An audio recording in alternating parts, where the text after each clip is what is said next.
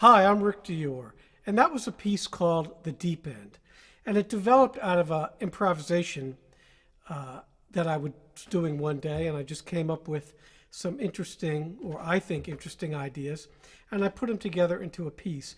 And this is something I do pretty often, not a lot, but I've written a number of pieces like this where I just kind of improvise for a while, come up with some themes, and just build on that.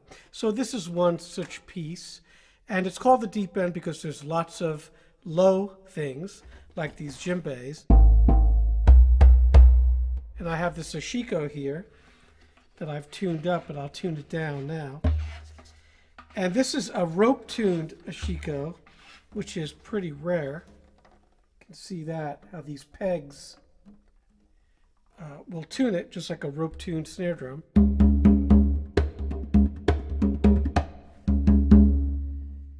And I have these tuned cowbells, 6 cowbells that I picked out of the many that I have.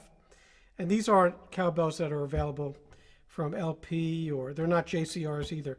They're just old, real cowbells that some of them are 100 years old, that I picked up over time in shops and from different people. And they make a nice little melody here. So that was the melody I came up with for this piece. And then we have some wooden shells here. So I call this a nut rattle. And then we have this Pete Englehart Rico Rico, which is a Brazilian instrument. And this one has a spring for reverb. And then of course we have the great waterphones, which if you've watched my video on these, you know all about these. So that's the regular waterphone, and this is the bass waterphone.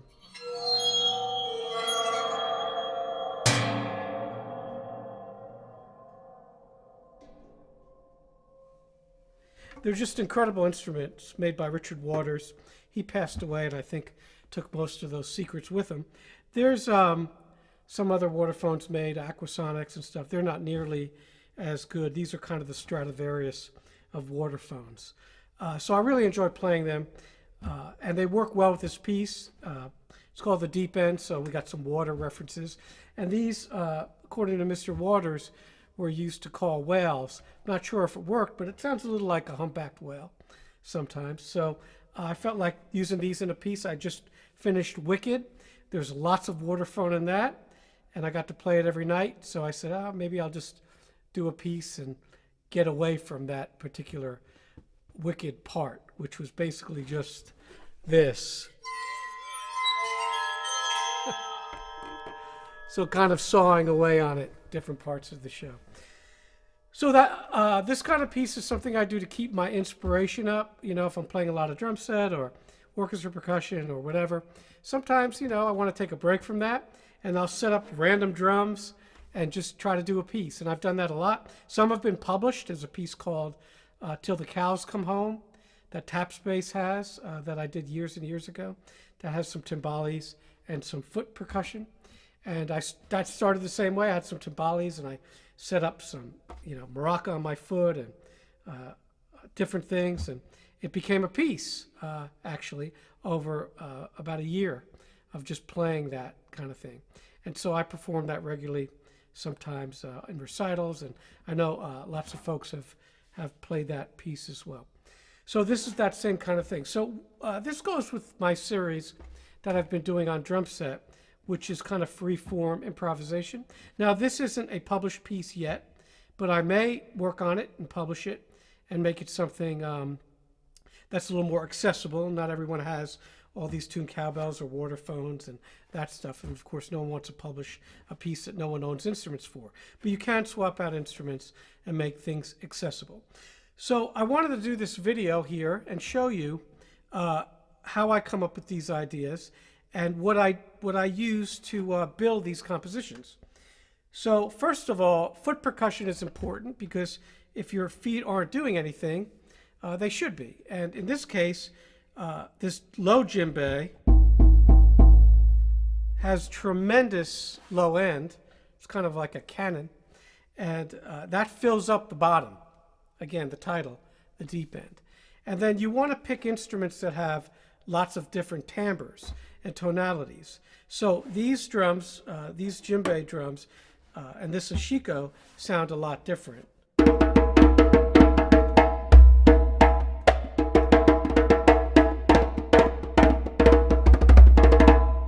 And the Ashiko tuned low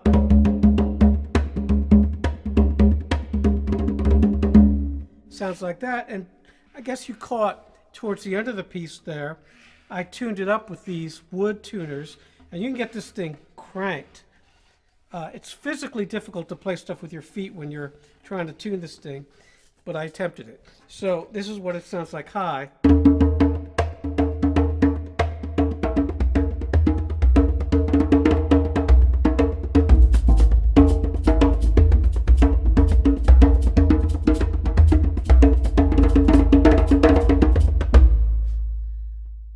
A lot different sound from an Ashiko to a djembe. Again, because the djembe, the way it's shaped, it's almost a resonator, like a speaker, where the Ashiko is just a cone, so it's much drier.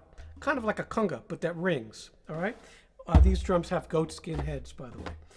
And then, of course, these nut shells are good for transitions, so they'll fill up some space, as well as this spring sound. So if you want to sit down or move around a little, you'll have that ringing. And that's important too. So the sound never stops. There's always something going. That's important for these kinds of compositions. Now my feet, and especially my left foot, is playing this Mienl foot cabasa. And these are readily available. And they're great. I'd highly recommend them. They're a little temperamental. You have to tune it up. As far as the action, it can go south on you pretty quick. So I've become an expert in that. And what I'm doing is I'm just playing typical things I'd play on the drum set. Clave rhythms with my left foot, maybe bayon rhythms with my right foot. So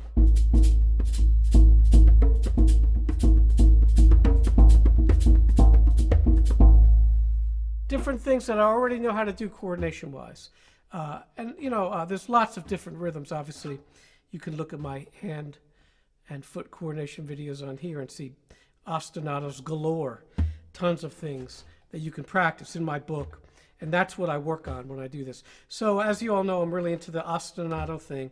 That kind of glues everything together in the piece. That's a theme as well, that particular rhythm I'm doing. And a lot of times on top, I might be playing in a different time signature, but my feet are playing in that same cut time meter throughout. And then I state the theme in different ways on the drums. If you go back and listen, you'll hear that. And then on the bells as well. And the piece has form. So it starts with this waterphone sound. It's kind of an ethereal sound. And then it builds into a groove. And then I state the melody on the cowbells. And then I do some variations on that. And then I stop and I play that kind of straight eighth thing that you heard.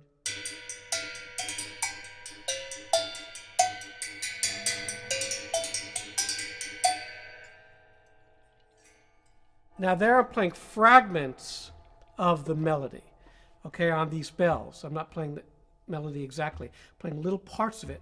So that's kind of a theme and variations. And that's the middle part. I call that the development section, all right? Just like any composer that would write a symphony or a piano piece or any kind of sonata, there's a development section. So even though the piece is under 6 minutes, you can squeeze all these kinds of things and try to compose on the spot. So it's not just a bunch of, you know, jamming or flailing away. So I suggest you practice your solos on drum set and everything else you solo on like that with form. And setting up these odd instruments makes it really interesting sound-wise to do form with. So again, this is what I'm thinking when I'm kind of composing in the moment.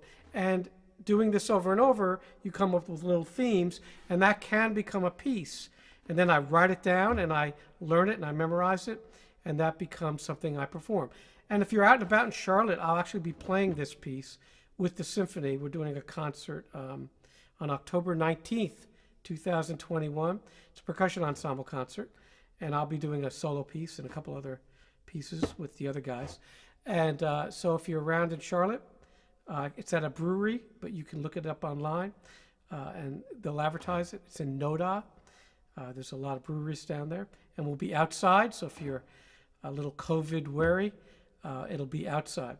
So I hope you enjoyed this particular video on how I do these kinds of things and how I have some fun and look for some inspiration in some different instruments that I own every once in a while. I totally suggest you do that if you're kind of in a funk or you don't feel like you're inspired. This is a great way to get out of your comfort zone and do some different stuff. Take care.